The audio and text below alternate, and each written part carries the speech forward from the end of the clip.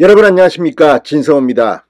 박영수 전 특별검사가 방금 전 이 가짜 수산업자 김모 씨의 사건과 관련해서 전격 불구속 기소됐습니다. 자, 그리고 가짜 수산업자 김모 씨의 징역 7년형이 대법원에 의해서 확정 판결을 받았습니다. 자, 한때 온 나라를 떠들썩하게 했던 사건입니다. 가짜 수산업자 김모 씨.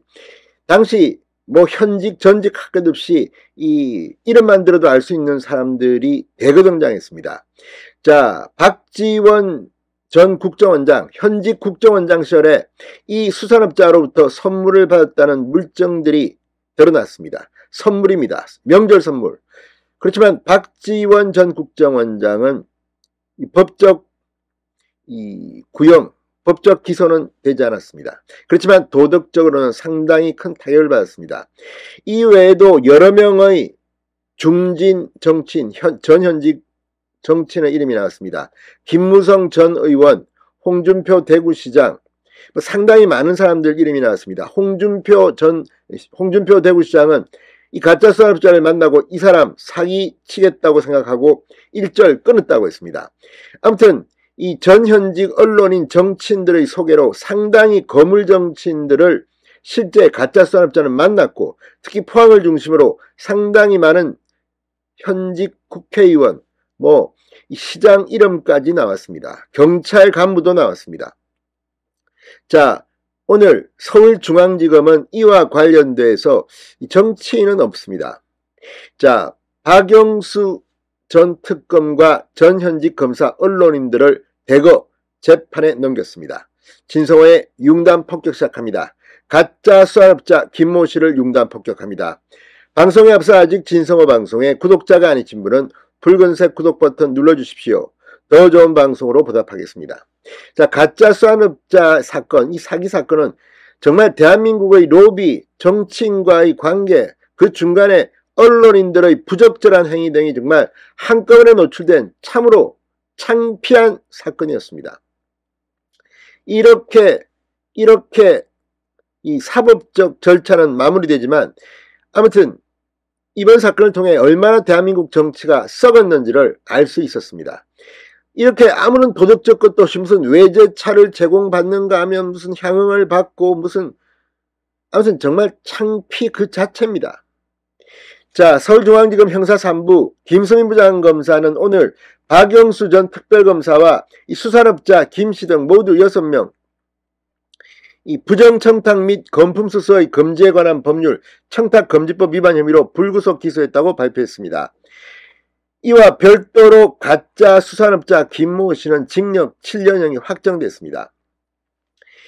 특정경제범죄 가중처벌법상 사기, 폭력행위처벌법상 공동공갈교사, 공동협박 혐의로 구속 기소된 김 씨의 상고심, 지난 7월 대법원은 징역 7년을 확정했습니다.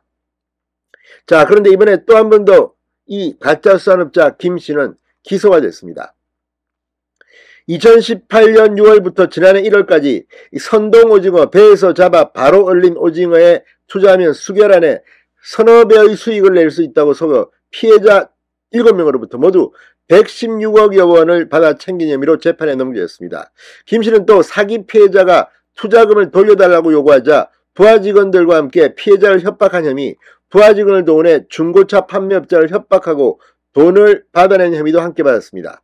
아무튼 이 가짜 수산업자는 이 부분 특정금 경제범죄 가중처벌법상 사기, 폭력행위처벌법상 공동공갈교사 등으로는 대법원에서 징역 7년을 확정했습니다. 그러나 또다시 이 부정한 금품을 뿌린 혐의, 받은 혐의로 6명이 무더기로 기소된 겁니다. 자, 박영수 전 특검 지난 2020년 김 씨로부터 수산물을 받거나 고가의 수입차를 무상으로 빌려 타는 등 모두 336만 원을 수수한 혐의를 받고 있습니다. 이모 검사는 김 씨로부터 자녀의 학원비, 수산물 등 모두 849만 원을 받은 혐의를 받습니다. 자, 액수가 크고 적고는 시청자 여러분이 판단하겠지만 이렇게 뇌물이 상습화된 게 아닌가 참으로 창피합니다.